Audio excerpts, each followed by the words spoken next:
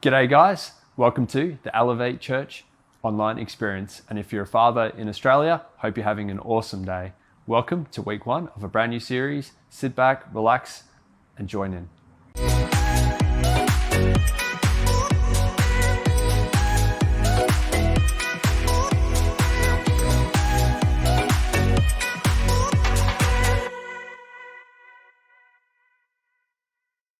If you've been joining us for a few weeks now and you want notifications during the week to remind you that we're on a Sunday morning, hit the subscribe button and you'll be notified during the week. While you're there, like our page and maybe share it with a mate. Today's awesome worship partner is joining us all the way from Colorado in the United States. The church is called Red Rocks and we hope you enjoy it.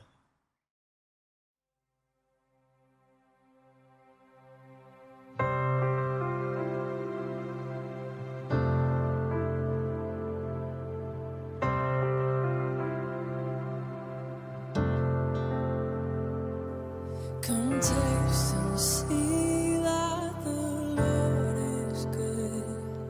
His love for me never runs out. Come taste and see that the Lord is good. He's always good. Come now and drink and be satisfied. Forgiveness overflowing. Come now and drink and you will find that He is good. God, you're always good. Just one word, just one touch from you.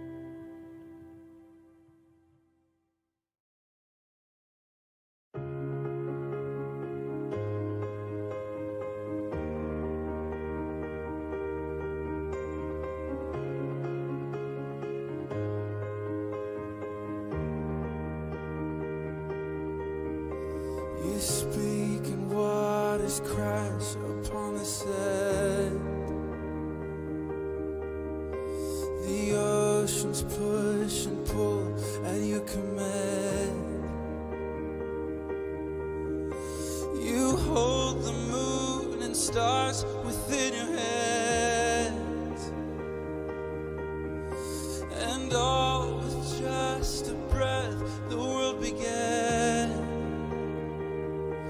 We sing, God, there's nobody like you, God. There's nobody like you, God, and there will never be. Oh,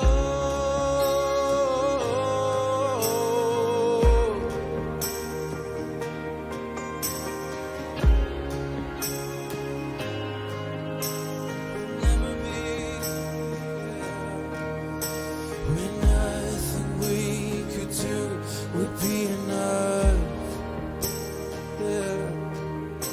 From heaven's highest place, you reach for us. Oh, my sin and shame forever overcome. The grave was overwhelmed by perfect love. Yeah, we say, God, there's nobody like you, God. There's nobody like you, God, and there will never be. Thank you, Jesus. God, there's nobody like you, God. There's nobody like you, God, and there will never be. Never be.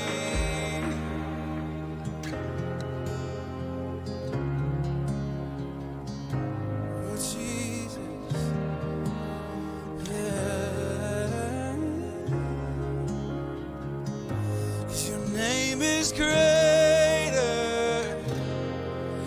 than any name I know. Your throne is higher than any other throne. You are the author, the creator of it all. You stand alone. You stand alone. Oh God, there's nobody like you, God. There's nobody like you, God, and there will never be. No. And God, there's nobody like you, God. There's nobody like you, God, and there will never be. Never be. There'll never be.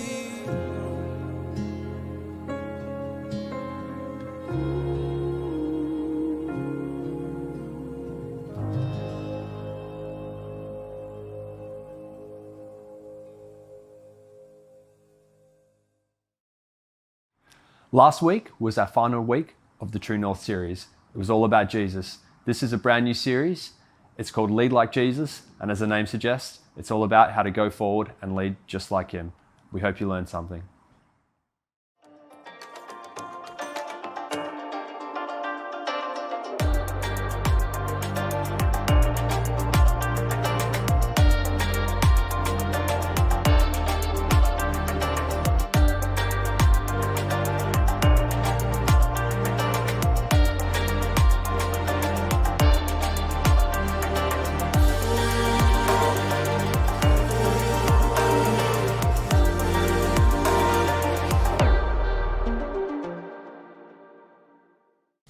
Well, hey there to our Elevate family. Great to have you with us once again. As a church, we've just wrapped up 21 days of prayer and fasting. And that whole undertaking was focused on one very specific objective, and that was for us to be seeking God to help us be more effective in reaching people. And reaching people and being more effective in reaching people always starts with prayer. Then the almost natural next step is to look at how we can grow our influence, how we can grow and be more effective in influencing the people in our spheres. And who better to learn about influence than Jesus? And so today we're launching a brand new series on leadership, specifically called Lead Like Jesus. And we unashamedly have taken that title from a seminal book on the subject with that same title, Lead Like Jesus, by Ken Blanchard and Phil Hodges. Ken Blanchard in particular is a guru, a leadership and management guru over many decades. And this book, just the subtitle is Lessons for Everyone from the Greatest Leadership Role Model of All Time. The greatest leadership role model of all time, Jesus, this carpenter's son from an insignificant town in the known world at the time, someone who didn't have a title, someone who lived in the height of the Roman Empire, and yet his legacy and his significance and his contribution has outlived all of the notable Roman emperors. I also want to just underline and draw from the subtitle of this book, where Blanchard and Hodges say it's lessons for everyone. And this is a very important thing for us to understand, and that is to develop a broader perspective on who exactly is a leader, beyond thinking that it's only those chosen few who rank high on the organizational chart. It's only business leaders, it's only managers, it's only the school principal, it's only the leader of the church, or maybe, leaders of specific teams in a church. And yet, we're going to work on this series from the basis of a broader understanding of who is a leader. And really it comes down to, and it boils down to, a definition that I came across many, many years ago and have taken to be, I think, the most accurate definition of leadership. And that is simply that leadership is influence. And this was very much Jesus' platform. Like I said, he didn't have a title of leader.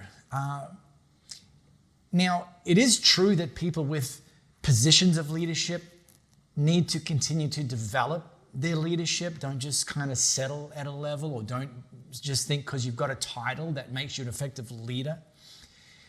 However, beyond people with positions of leadership, if leadership is influence, then all of us, dads, mums, grandparents, colleagues, classmates, friends, community, within the church, all of us that fit into those categories, and all of us who have spheres of people who fit into those categories, all of us can, and dare I say, ought to develop our leadership. And the way we do that is to build out greater influence. And it's my conviction that followers of Jesus should be the most effective leaders on the planet. And that simply comes back to this same subtitle of the book, Lead Like Jesus, that we have a front row seat to learn leadership from the greatest leadership role model of all time. That's a pretty bold statement. I mean, there's been a lot of leaders over many, many centuries, many thousands of years. And, I could rattle off some of their names. But to say that Jesus is the greatest leadership role model of all time, it's a bold statement. Yet, play this game with me. Let's say you and I, we can get into the Wayback Machine and we can go back 2,000 years and we can be inserted into the time in history where Jesus physically walked the earth, where he was living in the area of the world where the Jewish religion was the prominent religion, that the Roman Empire was the dominant government of its time. If we were then just living in that part of the world, and I said to you, hey, let's take a bet. Let's bet on something. Who do you think in 2,000 years' time is going to be the most influential? Who's going to have the most influential legacy? Jesus, an insignificant carpenter, son from a small out-of-the-way town called Nazareth, or one of the prominent Roman leaders of that time?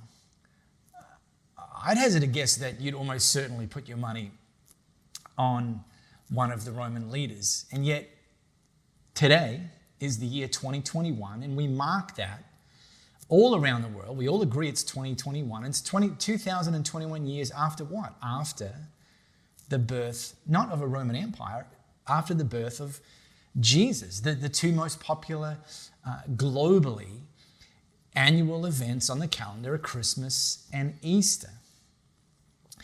People to this day, particularly in English-speaking countries, obviously, are quite likely to name their children after some of Jesus' early followers. Peter, Matthew, John, Mark, Sarah, Mary. And very rarely will you hear them naming their children Nero or Herod. So we're going to take a journey together, delving into and learning leadership from the greatest leadership role model of all time, and that's Jesus. And so it's going to be a few weeks together. Today, I want to look at the jump-off point and put it to you that leadership starts with the heart. And that cues from something that Solomon said. King Solomon, one of the wisest people that ever lived, he wrote this: keep vigilant watch over your heart. That's where life starts. And if that's where life starts, our heart, then it goes almost without saying that that's where leadership starts. Our motive, our why. And this isn't actually how a lot of leadership training, leadership seminars, leadership books, leadership webinars, this isn't actually where a lot of them start.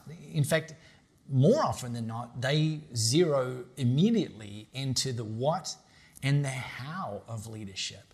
And very rarely take a step back to this idea that the jump-off point is the why. And I would say if the why is the most important thing, then if your why is off, then your what and your how will also be off. Motives, the reason that we would want to grow our influence, really, really matters. Now, Ken Blanchard for several decades has been like a guru in this space, and one of the more recent gurus in this leadership space is a guy named Patrick Lencioni. Now, Patrick Lencioni, he distills the question of what your motivation for leading might be into two categories. Number one, that you might be motivated by responsibility. He called it responsibility-based leadership. Or alternatively, that your motivation for wanting to grow your influence and become a leader is rewards-based leadership. And some of the characteristics of the two, because they actually are in reasonably stark contrast, are responsibility-based leadership. You recognize that it's your responsibility to serve the people you lead. Whereas rewards-based leadership is looking, and you're motivated by the perks and the power that you can get from leading. And Jesus, the greatest role model in leadership of all time, he modeled the first. He modeled responsibility-based leadership, and he eschewed and pushed back against rewards-based leadership. Let me show you. Hey, so if you've got your Bible app, how about you open it, maybe grab a second device and take it to Matthew chapter 20. Now, Matthew was one of Jesus' 4 biographers, and the slides I want to drop you into, before I drop us in there, let me give a little bit of the backstory. Now, Jesus, when he turned 30, as was customary for someone who was a rabbi, they would then pick 12 people, 12 men as it happened, to be their disciples, their closest followers. And Jesus did that, and his idea was that he was going to invest into them while he was still on this earth, that ultimately when he died and left the earth, that they would go on and build his legacy and ultimately transform the world. And he did this over a 3.5-year period by teaching them about leadership and influence and modeling leadership and influence. Safe to say that they weren't necessarily picking up what he was putting down. At least not all of them were. In fact, they thought that he was going to be a king, but they actually thought he was going to ultimately ascend to become the earthly king of the Jews. And in fact, when we drop into this slice of history, they were making their way to Jerusalem. And so his followers were getting increasingly excited because they thought, wow, we're so close to Jesus becoming the king of the Jews. And when he becomes a king, we get to reap a whole bunch of benefits as well. So that gave them extra motivation. Now, in this moment in history, Jesus had just finished again telling these followers that he was going to die, that he was going to make the ultimate act of service by giving up his life for those he led. And then Matthew continues. It was about that time that the mother of the Zebedee brothers, James and John, by the way, came with her 2 sons and knelt before Jesus with a request. Well, what do you want? Jesus asked. Well, she said, give your word that these 2 sons of mine will be awarded the highest place of honor in your kingdom, one at your right hand, one at your left hand. Jesus responded, you have no idea what you're asking. And he said to James and John, are you capable of drinking the cup that I'm about to drink? And they said, sure. Why not? Like when you become the king of the Jews, if one of us is sitting at your right hand and one of us is sitting at your left hand, then you take a drink of something and then you just pass it to us. And you've proven that it wasn't poison. You've probably acknowledged that it was delicious. And yeah, we can absolutely drink from the same cup. And what they didn't realize is Jesus was asking them, are you willing to make the sort of sacrifice, to carry out the sorts of service that I'm about to demonstrate to the people I lead by ultimately giving your lives? Well, when the 10 others heard about this, that James and John had asked, effectively for the second and third in charge positions of Jesus' new kingdom, well, they lost their tempers, thoroughly disgusted with the 2 brothers. See, because they're all jockeying for position. Who's going to have the most prominent places in the cabinet? Who's going to be the prime minister, the deputy prime minister, etc. Hey, and by the way, what made it worse? You brought your mum. Well, Jesus, with all of this hubbub, calls a timeout. And he highlighted a couple of things for them. He said, you've observed how godless rulers throw their weight around, how quickly a little power goes to their heads.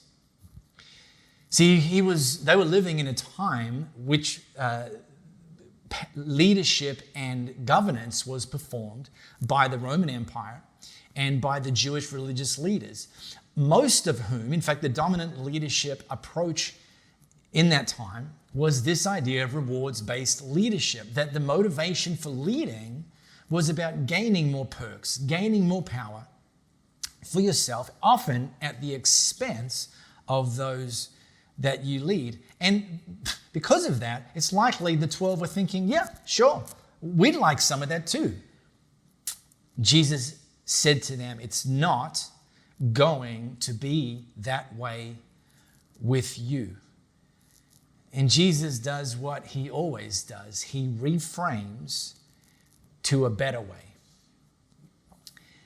And he taught them, whoever wants to be great must become a servant. Whoever wants to be first among you must be your slave. That's what the Son of Man has done. Jesus himself came to serve, not to be served, and then to give away his life in exchange for the many who are held hostage. He's telling them, if you want to lead like Jesus, you have to serve like Jesus, and you'll never be able to lead like Jesus unless you serve like Jesus. And I think inherently you and I know this. I mean, just take a moment to think about the people who have had the most impact on your life because of how they led you well. I'm pretty confident it's not going to be someone that threw their weight around. I'm pretty confident it's not going to be somebody who rose up by pushing you down. In fact, I'd almost be willing to bet, I'm not a betting man, but that it was someone who served you. It was a parent that served you. It was a teacher that served you. It was a coach that served you. It was a boss or a colleague that served you. Somebody that saw and took the approach with their leadership and their influence as being responsibility-based, that their motivation was to serve you. And so the question I'm asking today is, do you want to be that sort of leader? Now, on this journey, whether you're just about to embark on the journey of intentionally growing your influence, or whether you're already on the journey, there's going to be some diagnostics that it's important to run to just check and double check and recheck that our motivation, our why, is responsibility-based, not rewards-based. So let me run some diagnostics now. Responsibility-based leadership is that you're motivated to make other people look good. However, if your motivation is rewards-based, then you're motivated to first and foremost make yourself look good. See, as a responsibility-based leader, you're hopefully going to make other people feel great and act great rather than try to convince and coerce them to think that you're great. Responsibility-based leaders find their approval in and from God. Rewards-based leaders find their approval and seek the approval of people. And if you're confident that your approval comes from God, then you don't see people as a threat. You don't see people rising up and growing as a threat to who you are. In fact, you see it as ultimately the success of you and your influence in their life as a part of your legacy. And so you'll give them everything you've got. You won't withhold. You won't try to keep them down and play the sort of games that too many people and too many organizations make. You'll make your goal lifting them up. Here's another diagnostic. Responsibility-based leaders, they actually relish hard feedback from trusted people, whereas rewards-based leaders, they actually shun hard feedback because they feel like it's a threat. They feel like someone's telling them they're not doing a good enough job. Now, I did say trusted people. Not everyone has an equal voice in your life. Not everyone should have an equal voice in your life. There should be a platform of trust so that when they bring feedback, even if it's hard feedback, that there's an understanding that this person is bringing you the feedback because they want to make you more effective and not put you down. One of the most powerful times I've seen this done was in a leadership roundtable that was actually being led by an older leader who was now investing into up-and-coming leaders as part of them building their legacy and taking responsibility to serve the next generation of leaders. And this roundtable was going on for some time. And at one point in time, the older leader said to one of the younger up-and-coming leaders at the round table, hey, do you mind if I give you some feedback on an area that I think you can improve in?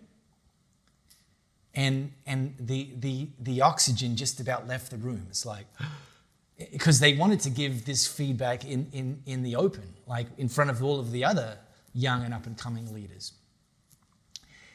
And this young leader of whom the question was asked, do you mind if I give you some feedback? He leant forward and he said, yeah, give me a gift.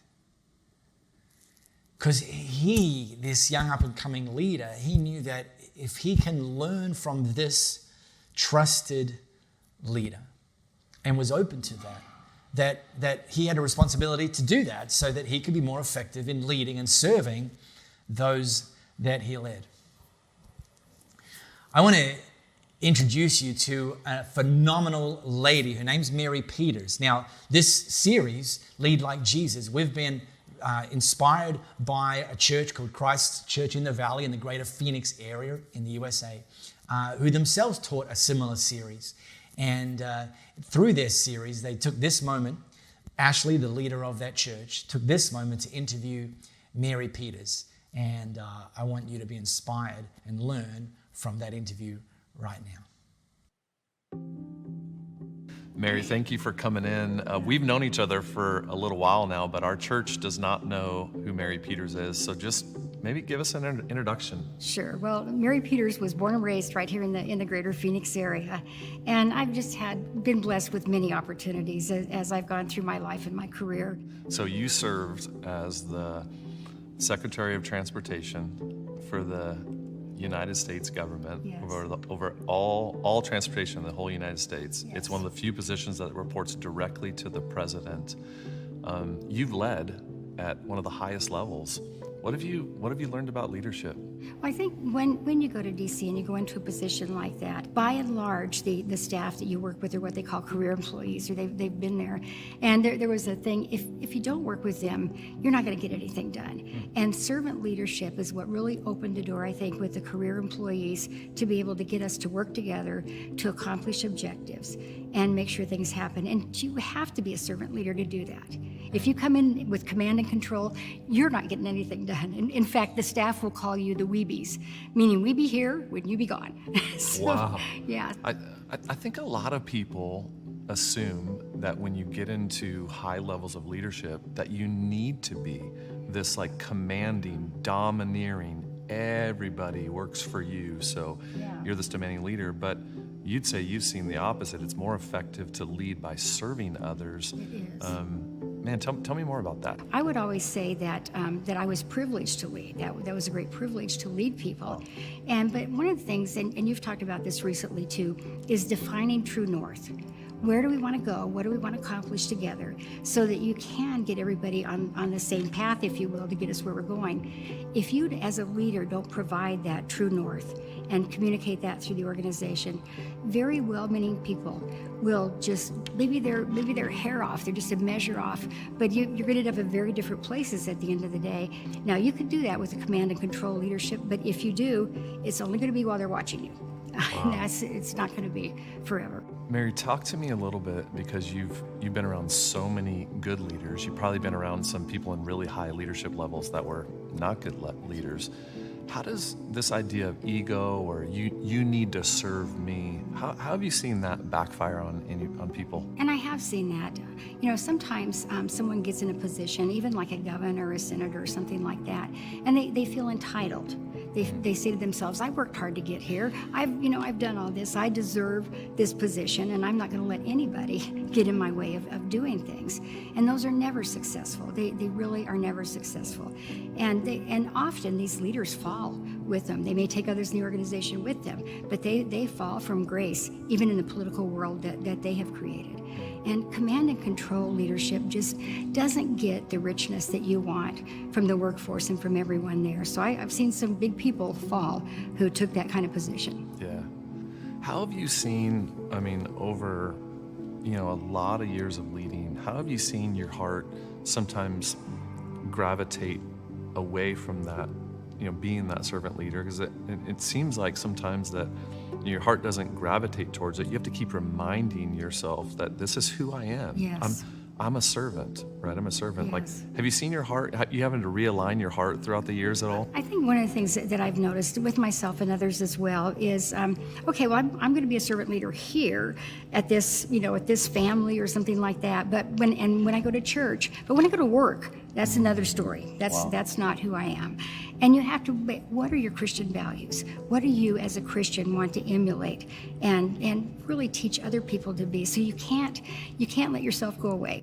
It's so good what you said, that I think sometimes we compartmentalize servant leadership. Like I'll serve on the weekends at church 1 hour, but then when I go to work, no, I'm not a servant here. But Jesus says serving isn't something you do, it's who you are. Yes, it's so important. And, families depend on that. And I tell people, all of you are a leader in some aspect or another. And if we truly want to adhere to our Christian values and follow Jesus' lead, then we need to do that no matter where we are. Well, Mary, there's not a lot of people that would know this, but tell me about where you serve around here at CCV. I serve in the 2-year-old classroom. Wait a second. You led at the highest levels of leadership, and yet you're gonna serve with 2-year-olds. Maybe one of the hardest areas to serve in the whole entire church. Tell me about that. Tell me how that came about. I think a lot of things that people say that if you do this, you're going to make a sacrifice, you're going to do this or that. No, this is such a Christian opportunity to really get to know and see these kids and love them and make the parents comfortable when they come and drop that kid off and that little one may be crying and screaming and doesn't want to get in there, and you got to stay with them. But it makes your heart good. It just makes your heart feel good that you're doing what you need to be doing to help everyone at this church. Yeah. I just want to look you in the eyes, and I just want to say, you inspire me. You like make me want to be a better leader, because I see your leadership, and you're a leader of leaders, and yet you're one of the most servant-hearted people I've ever met in my life, and I'm just glad you're a part of our church. I am too. So I just hope your story inspires all of us to get off the sidelines and become a servant in every area of our lives. Don't play church. Be a Christian. Wow. Well, thank you for taking some time with us. My privilege. Thank you. So you would have just heard Mary talk about not compartmentalizing her leadership approach. We might think that leading with a servant heart, motivated by service, responsibility-based leadership, that's just something that you do in the church. And it's easier to do in the church because that's what you're meant to do in the church. But out there in the real world, it's dog eat dog. It's every man for themselves. It's put people down and step over them and climb up. And she's saying, no, you take this responsibility-based leadership, this servant-hearted leadership into every sphere that God has placed you in. Phenomenal. Hey, I've loved teeing off this brand new series, Lead Like Jesus. And next week I'm going to continue. And I'd love you to be back, and I'd love you to bring someone with you.